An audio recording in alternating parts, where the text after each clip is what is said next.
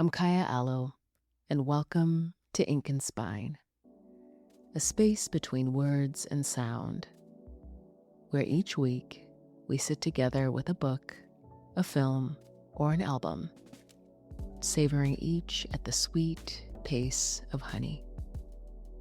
Let's begin. Thank you for joining me again as we continue our exploration of the book Dreams from My Father by Barack Obama. The previous episode saw us through Barack's early childhood, first in Hawaii, then to Indonesia, and back again to Hawaii. Today we continue our exploration from chapters 5 through 11. Now I hope you'll understand why 2 episodes was not enough to go through this book, so I'm grateful to spend the month of July slowly savoring this book. Before we continue, I wanted to check in. How are you doing?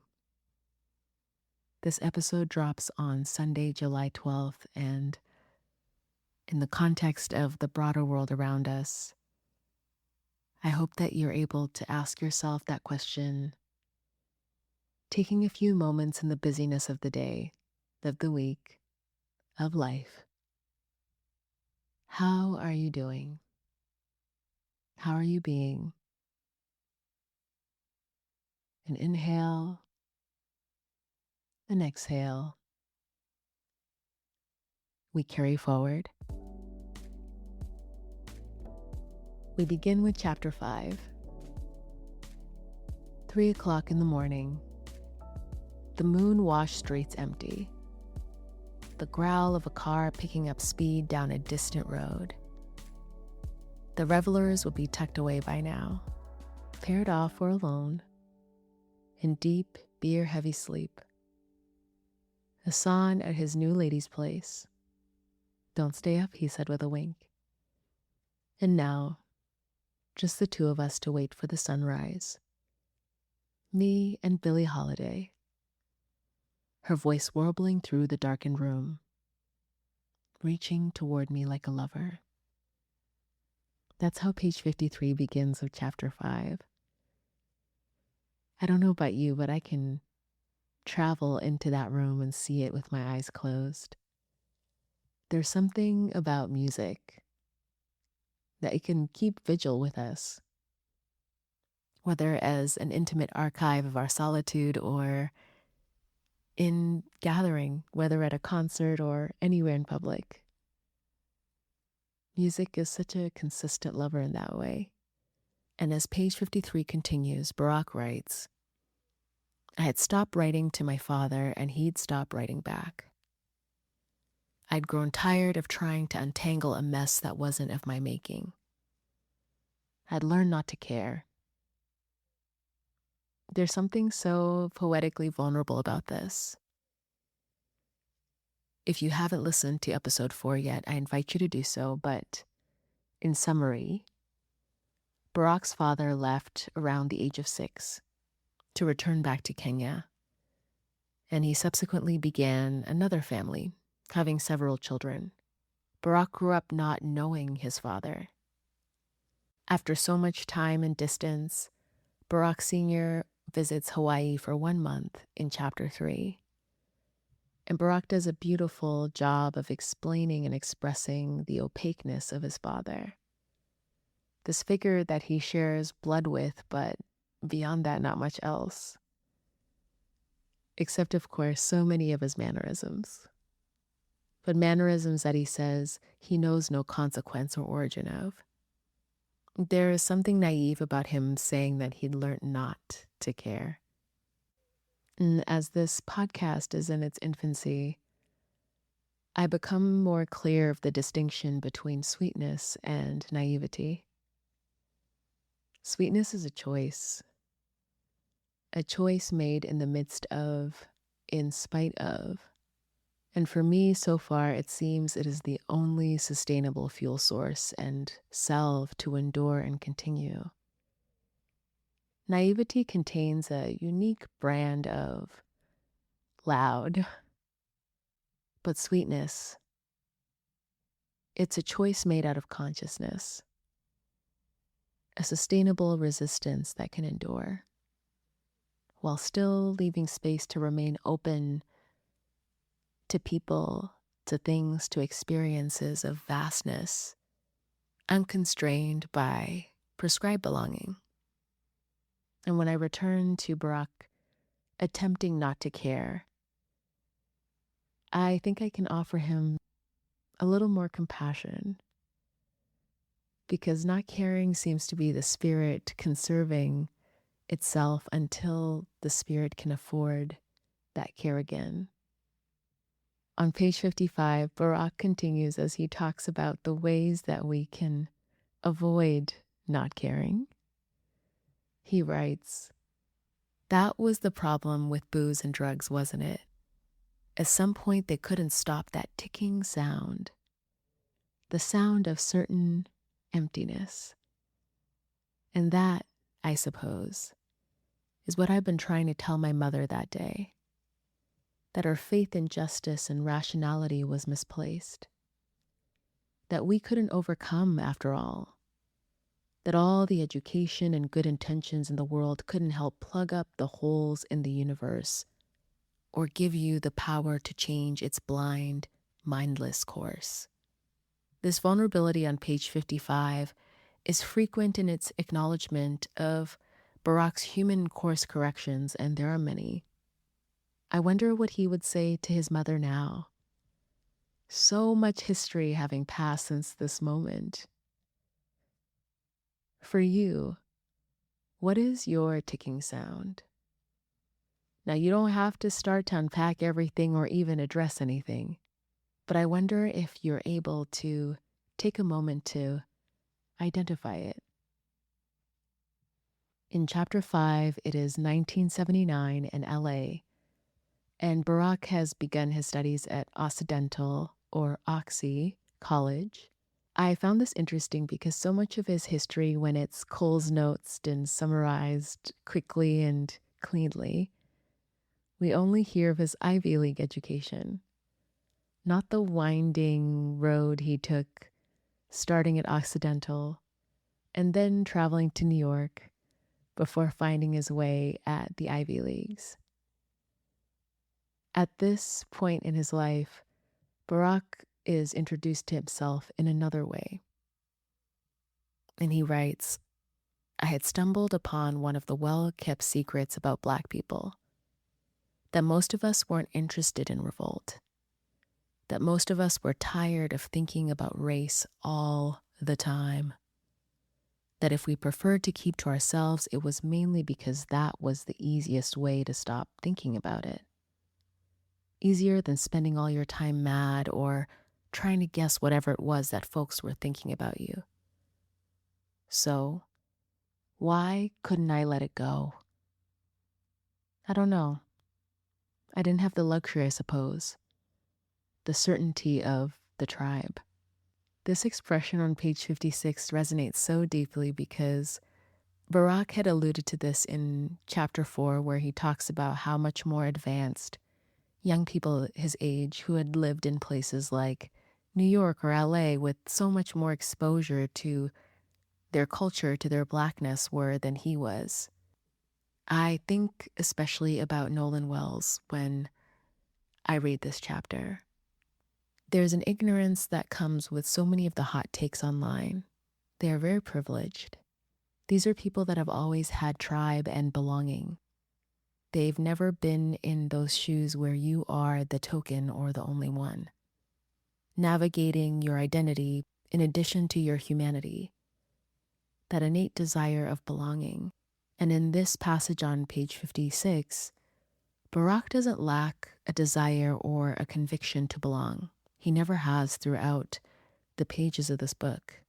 But what I find is something that resonates for me too. What is missing is the kitchen table. When Barack writes about not being able to let it go, perhaps it's the things that we can't let go of that are often our assignment. It's easy for me to say from even this privileged place as I think about Nolan Wells, the unimaginable grief of his family and his loved ones, What would their assignment be? What is his assignment? As it all is unfolding before us in real time, instead of tuning out in tired apathy, I invite us to tune in, but from places that are equipped, taking in what you can, and paying attention to history unfolding before our eyes.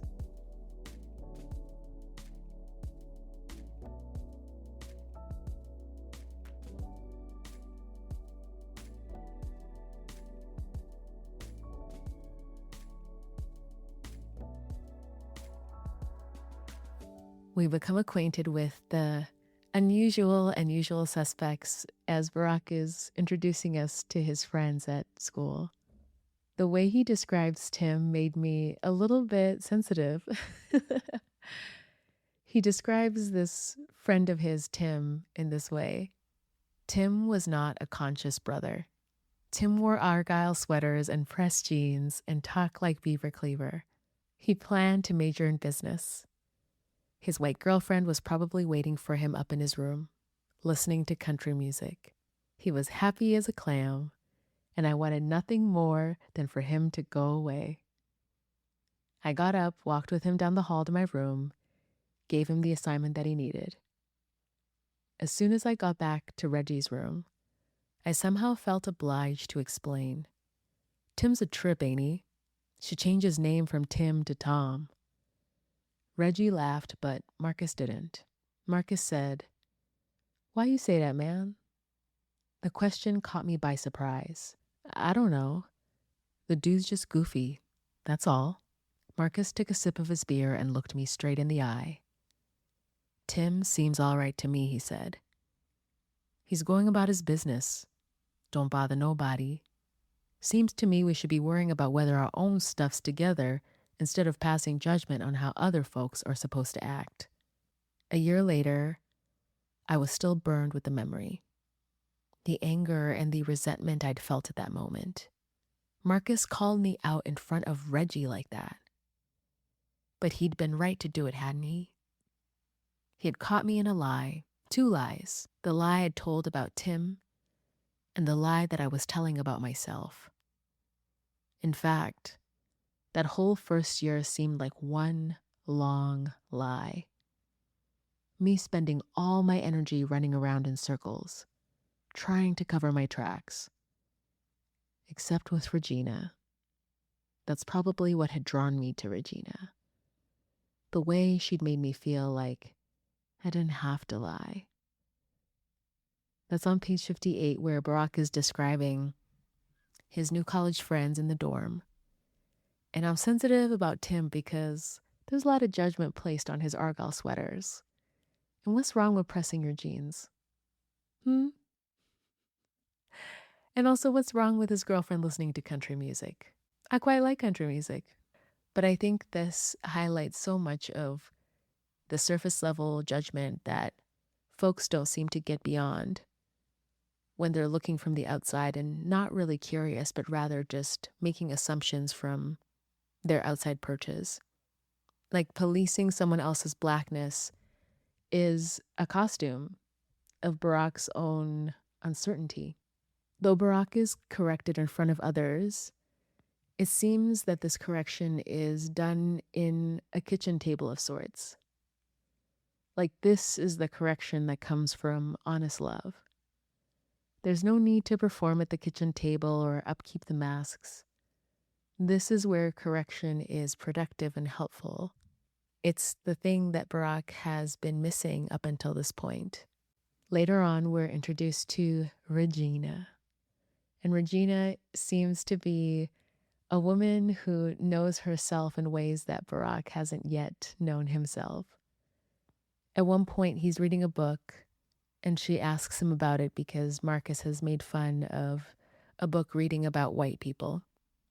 And Barack answers Regina by saying, "The book teaches me things. It's about the man who wrote it, a particular way of looking at the world. If you can keep your distance, it's all there, in what's said and what's left unsaid, the way ideas get twisted around, It helps me understand how people learn to hate. Regina asks Barack, "That's important to you?" Barack doesn't say this out loud, but he thinks, "My life depends on it." He smiles at Regina and instead just says, "That's the only way to cure an illness, right? Diagnose it." This is on page 59, and I could not resonate with this more. So much of my life has felt like I've been reading books, reading faces to try to diagnose the world around me. In the absence of a kitchen table, that's what I too have had to rely on. It's not that I never had a desire. Believe me, I have made so many attempts to belong. In the absence of that, it's books and media and looking around and trying to study patterns to survive and stay alive. I'm trying to diagnose the parts of the world around me that threaten my survival.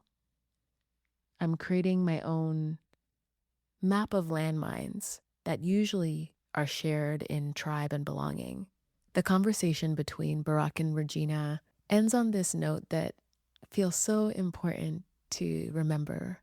He writes, "She told me about the neighbors on her block, about walking past the taverns and pool halls on the way to church on Sunday. She told me about evenings in the kitchen with uncles and cousins and grandparents. The stew of voices bubbling up in laughter. Her voice evoked a vision of Black life in all its possibility, a vision that filled me with longing, a longing for place, a fixed and definite history. As we were getting up to leave, I told Regina that I envied her." "For what?" she said. "I don't know, for your memories, I guess." Regina looked at me and started to laugh, a round, full sound from deep in her belly. "What's so funny?" "Oh, Barack," she said. "Isn't life something? And here I was all this time wishing I'd grown up in Hawaii." That's the thing with yearning, isn't it? For you, can you reflect on parts of your life experience where you are yearning?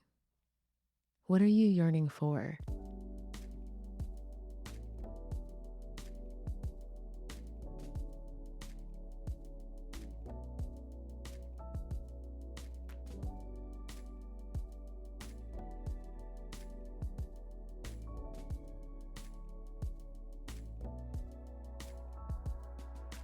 We continue into chapter 6.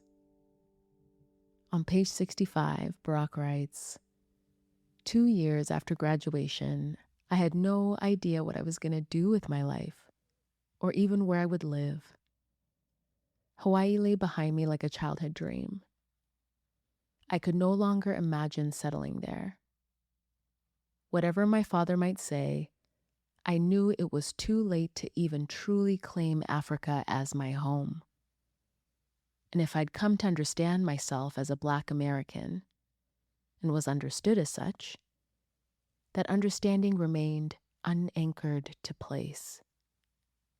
What I needed was a community that could cut deeper than the common despair that Black friends and I shared when reading the latest crime statistics or the high fives I might exchange on the basketball court. A place where I could put down stakes and test my commitments. This passage on page 65 is where Barack starts to more desperately and fervently realize that belonging is a noun that needs a location. Like, yes, we can share despair and whatever current events, but these are shallow grounds. It seems like the constraints we find ourselves where our belonging to superfluous friend groups is no longer satiating. Further down on page 66, he writes, "But how could we judge other men until we had stood in their shoes?" As chapter 6 continues, Barack finds himself in New York. I might meet a Black friend at his Midtown law firm, and before heading to lunch at the MoMA, I would look out across the city toward the East River from his high-rise office. imagining a satisfactory life for myself, a vocation, a family, a home, until I noticed that the only other blacks in the office were messengers or clerks. The only other blacks in the museum, the blue-jacketed security guards who counted the hours before they could catch their train home to Brooklyn or Queens. Or, on a rare Sunday morning, to sit in the back pews of a Baptist church, lifted by the gospel choir's sweet, sorrowful song, and catch a fleeting glimpse of that thing which I sought. But I had no guide that might show me how to join this troubled world. There seems to be an important difference between sweet sorrow and despair in this passage. I wonder if the sorrow reminds us of what's been lost, but then there's this daily sweetness, the chance to reclaim once more. We have no say in whether our eyes will open tomorrow. We're unable to confer with our hearts to direct it to continue beating from one moment to the next. And it's in the holding of these two beside each other that I find particularly sweet, because I'm reminded that there's something bigger than us out there, that being alone is not forever, and that's sweet. I'm curious if that's what we return to week after week, or whatever our rituals and devotional practices are. Whether we come back for that reminder and that replenishment to continue.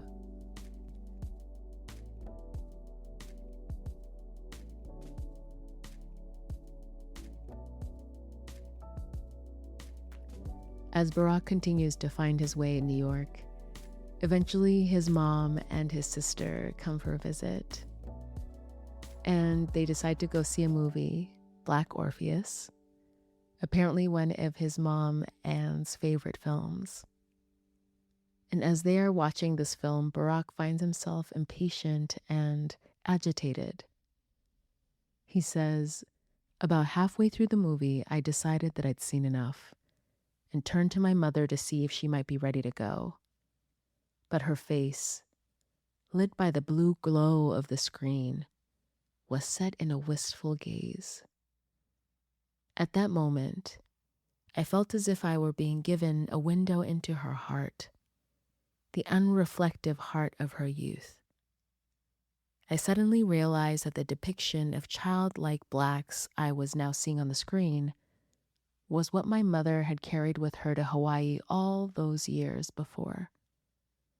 A reflection of the simple fantasies that had been forbidden to a white, middle-class girl from Kansas. The promise of another life. Warm, sensual, exotic, different. I turned away, embarrassed for her, irritated with the people around me. These contrasting experiences seem to highlight something that we all do. When we remain superfluous and monofaceted about how we understand each other, of course, without depth, we're not satiated. We don't actually gain any kind of understanding. I wonder if the simplicity that was annoying Barack and his mother as they watched the film is the simplicity in himself that he's trying to bypass. Like he's trying to access this depth of his inner identity, hoping that this exploration, this depth will then lead to maybe better belonging. Who knows? Shortly after this visit in New York, Barack is alone again, and he finds out the news of his father passing away suddenly in Kenya. It's abrupt and unfortunate because at this time he had been planning to travel back to visit Kenya. He was back in touch with his dad, able to write letters again, and he gets a call from his sister in Kenya named Alma, and she's the one that delivers the news to him. And he almost ties us back to the way chapter 5 began, where he is unclear on how to process this loss. Is it even a loss if he'd never known the man? And one night he is visited by a dream. Inside a building made of rough stone, a lawyer spoke to a judge. The judge suggested that perhaps my father had spent enough time in his jail, that perhaps it was time to release him. But the lawyer objected vigorously, citing precedent in various statutes, the need to maintain order. The judge shrugged and got up from the bench. I stood before the cell, opened the padlock, and set it carefully on a window ledge. My father was before me, with only a cloth wrapped around his waist. He was very thin. "Look at you," he said. "So tall and so thin. Gray hairs even." And I saw that it was true. I walked up to him and we embraced. I began to weep and feel ashamed, but could not stop myself. "Barack, I always wanted to tell you how much I love you," he said. He seems small in my arms now, the size of a boy. I awoke still weeping, my first real tears for him, and for me, his jailer, his judge, his son. I turned on the light and dug out his old letters. That's page 73.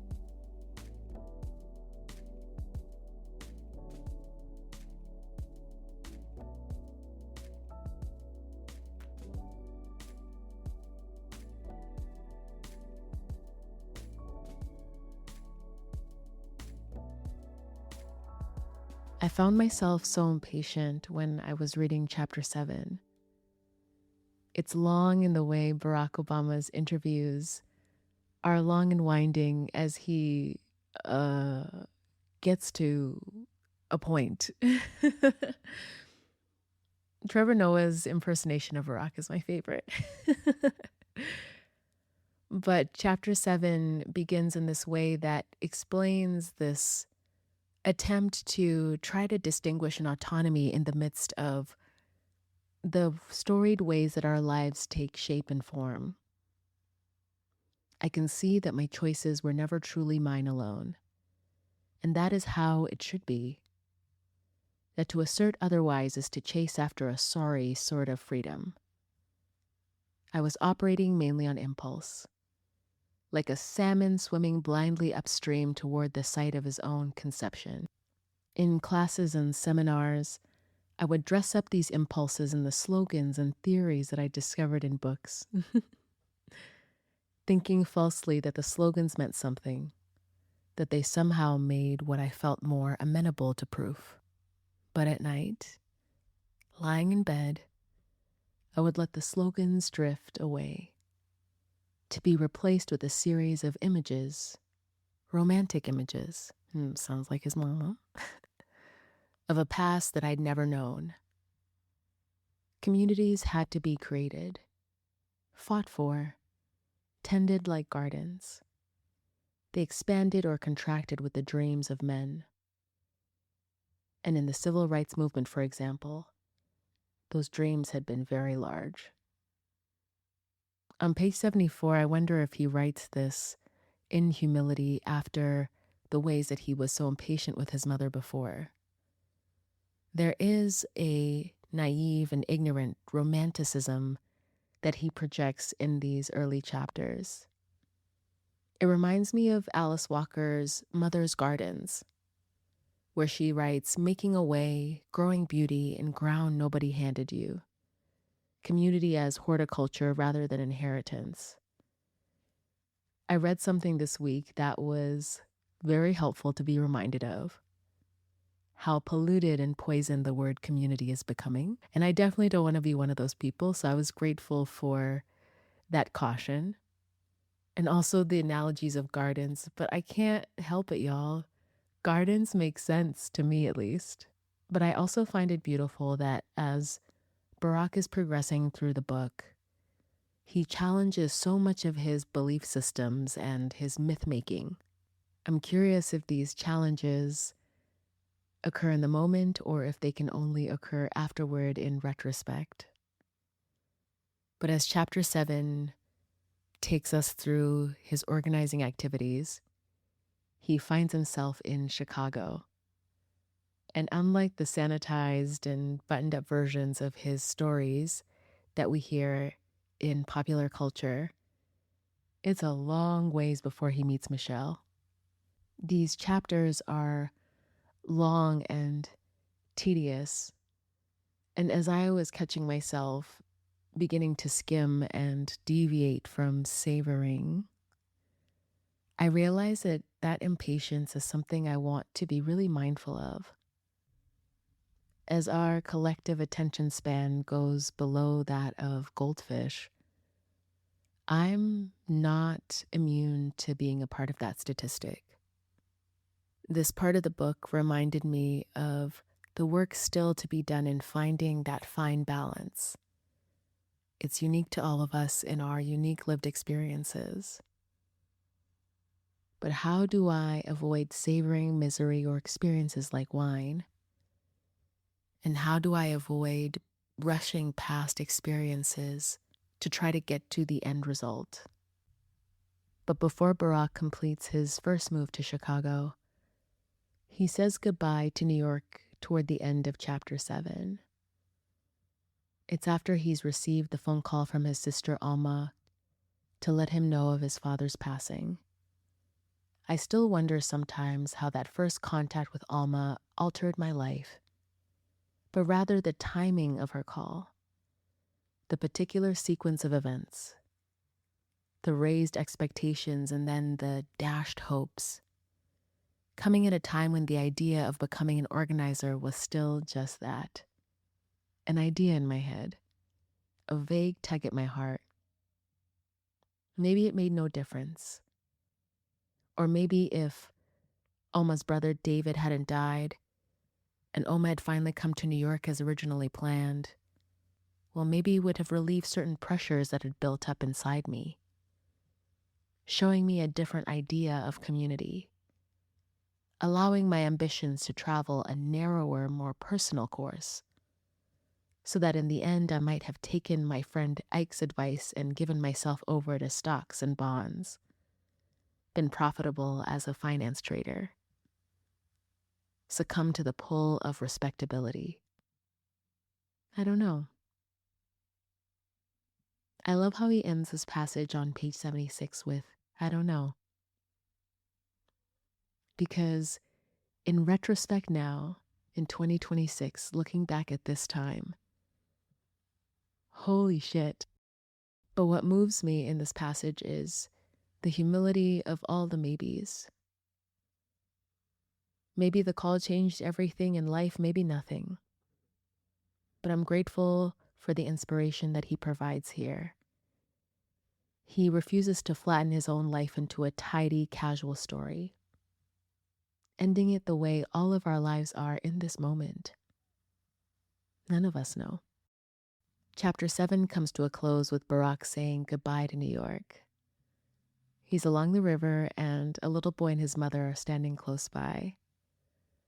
And the little boy runs over to ask him a question.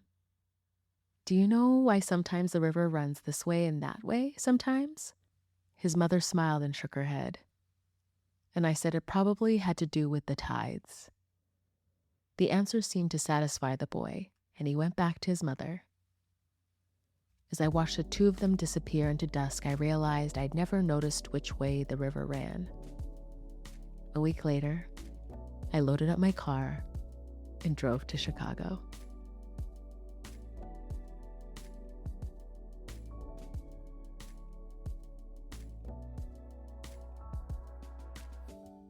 Chapter 8 begins with Chicago. And Barack describes something that felt so resonant when we are beginning a new life in a new city or a new place. On page 80, I made a chain between my life and the faces I saw, borrowing other people's memories. In this way, I try to take possession of the city, make it my own, yet another sort of magic. And I continue to give thanks for this because it is magical the ways we are able to reinvent ourselves when we take root in a new place. But at the barbershop, Barack is experiencing judgment in a new way. That again, he is a monofacet to these strangers. On page 81, he writes, "Seeing me, these men had made the same assumption. Would they feel the same way if they knew more about me? I tried to imagine what would happen if Gramps walked into the barber shop at that moment.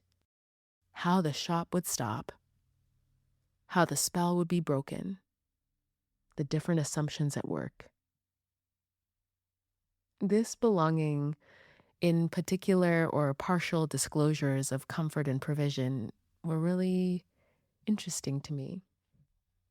I'm curious in your experience if partial disclosure is something that is helpful or is it a hindrance? I don't think there can be a right or wrong answer here. Perhaps maybe just better timing for one or the other. In the final pages of chapter 8, another organizer, a more experienced one, is trying to rile up the people in the crowd. And he has this impassioned speech where he says, "It's a long road we're traveling, but tonight showed me what we can do when we put our minds to it. That good feeling you got right now, we got to keep it going till we got this neighborhood back on its feet." A few people smiled and offered an amen. But as I stepped off the bus, I heard a woman behind me whispering to her friend, "I don't need to hear about the neighborhood, girl. Where these jobs at that they're talking about?" That part I said, amen. The woman on the bus is the necessary editor of every beautiful speech. Both things can be true. The good feeling matters, and it is not a wage. I find that this woman's whisper ends this chapter in a way that keeps Barack honest as he continues. A reminder that platitudes and hope must intertwine themselves with reality and experience. There's something that's been circulating online and I couldn't resonate more with it. And that is how Black women are over-mentored and under-resourced. Yo, facts. Like we're tired of, "You can do it. You are so strong." And especially after the photo went viral from July 4th of the Black woman on the bus with no name. That couldn't be truer. Because yes, why do we have to be so strong?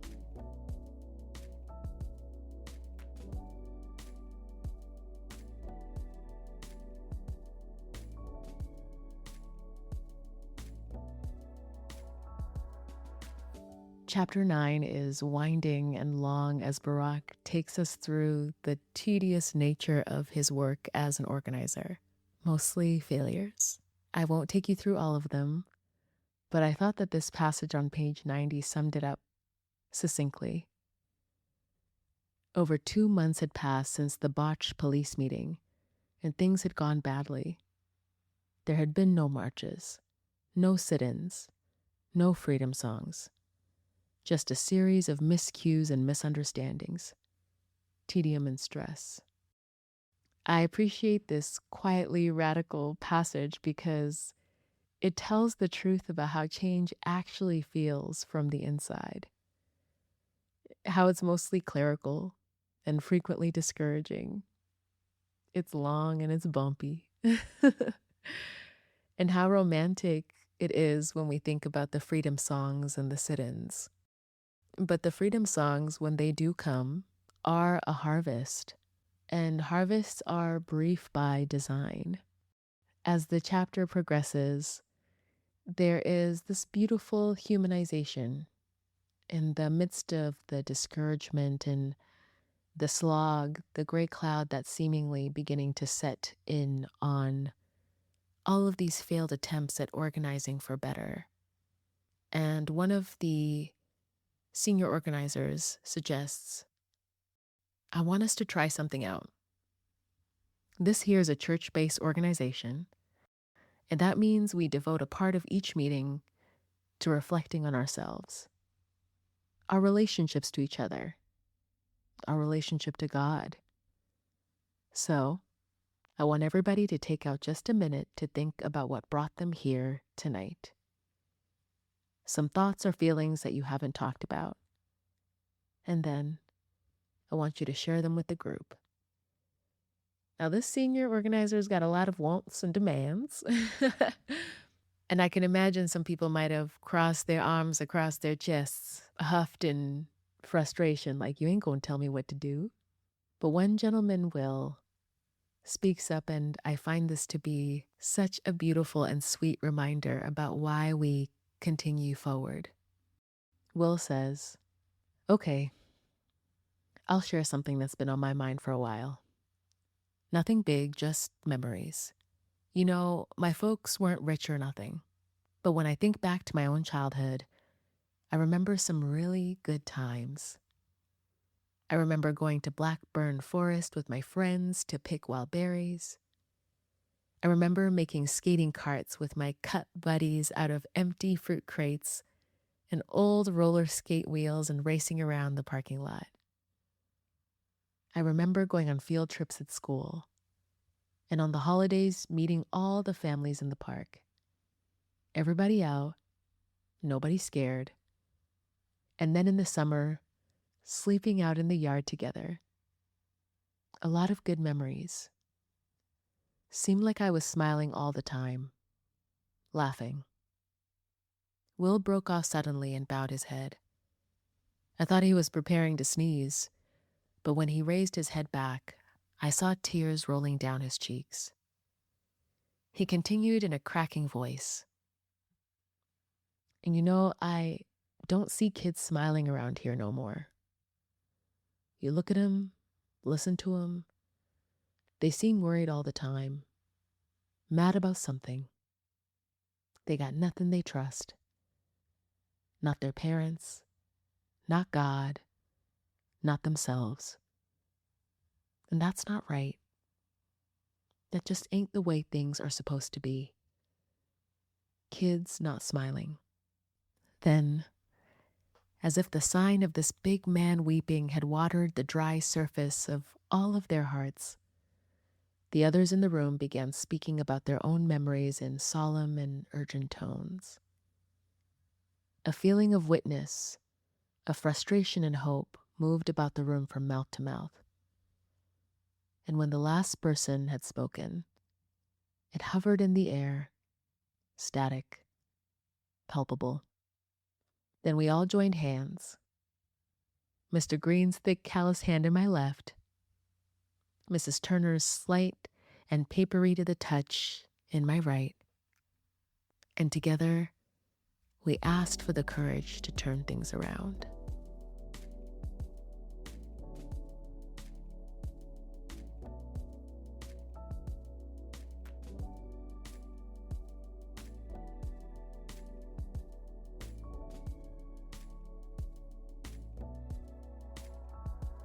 The way chapter 9 ends on page 97 with this sweetness is the solvent. It appears that grievance had kept them silent for so long, but it's this small, berry-picking memory that returns them to that binding sustenance. Yes, nostalgia gets a bad rep sometimes, but here it's simply the evidence of what a place can be capable of. The hope and justice of others keeps me reminded that justice, freedom, peace, they're all possible still. Even for someone like me, and even for someone like you, sweetness.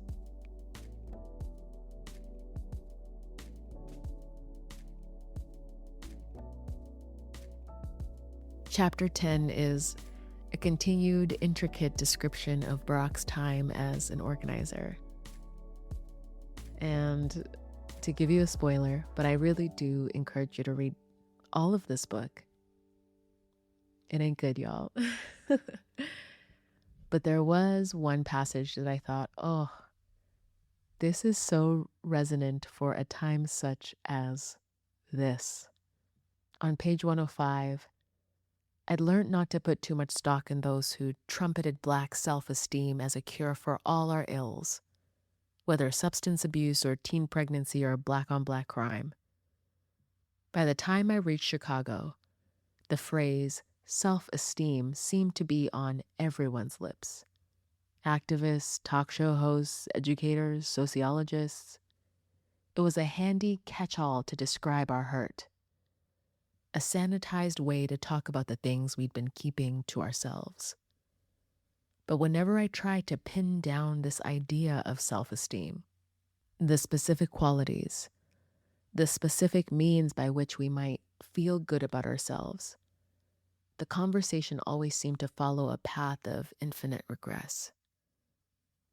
Did you dislike yourself because of your color, or because you couldn't read, or because you couldn't get a job? Or perhaps it was because you were unloved as a child. Were you unloved because you were too dark or too light? This questioning on page 105 can be lifted and shifted to what seems to be the reinvention of this thing that was wearing the outfit of self-esteem then, but now seems to have donned the outfit of wellness. Oh my gosh, I'm not even going to say the forbidden words. It makes me chuckle. The way avoidant platitudes change clothes and pose. That's my Jay-Z reference. But Toni Morrison makes interesting and helpful observations in her previous interviews, where she talks about the very serious functions of distraction, the endless self-audits, the self-responsibility for more than what is before the delineating line of one's human tasks. Now, don't get me wrong. We do have free will and autonomy, but there is a fine line of when we begin to succumb to these different outfits that this entity dons as distractions. How do we adequately discern where that line is for ourselves? Where does it begin and where do we end? Or is it the other way around? I don't know. Let me know if you have an answer.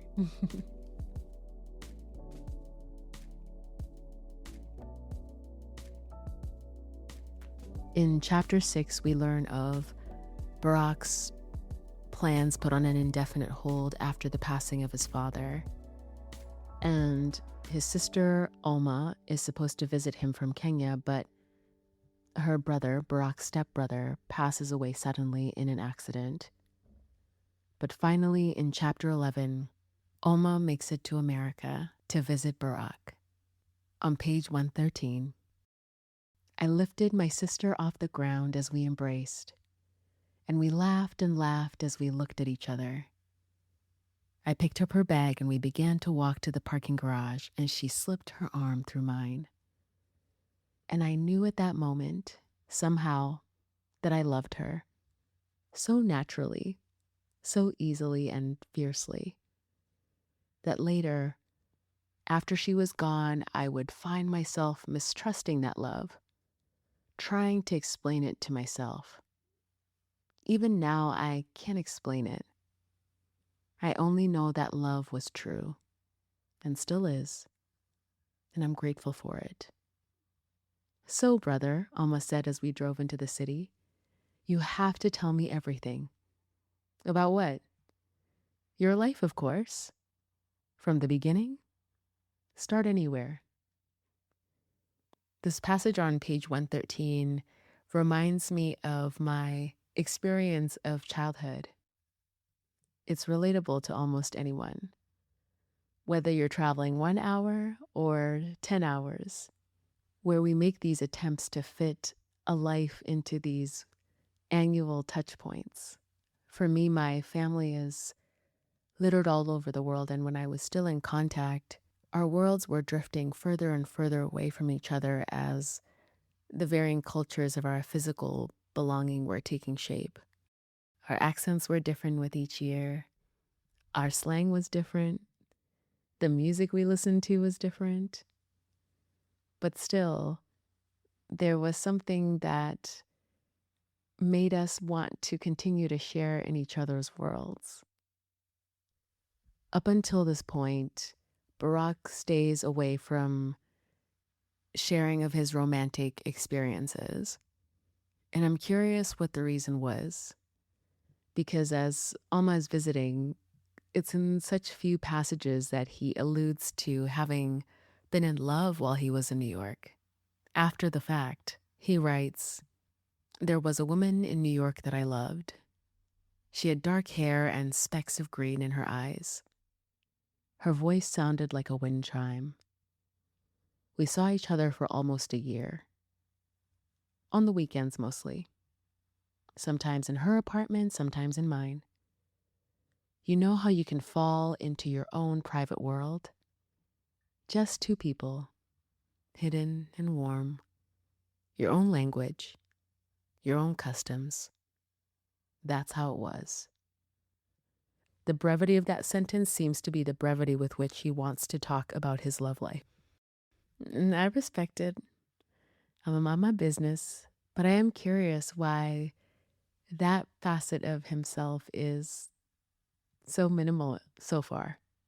But even still, in his brevity, I can visualize and resonate with the feeling of your own world, warm, your own customs, your own language. And I'm curious for you if it brings a smile of reflection as you think about a similar experience you might have had. Because almost a year is a long time, that's significant. But still, he ends with, "That's how it was." Period.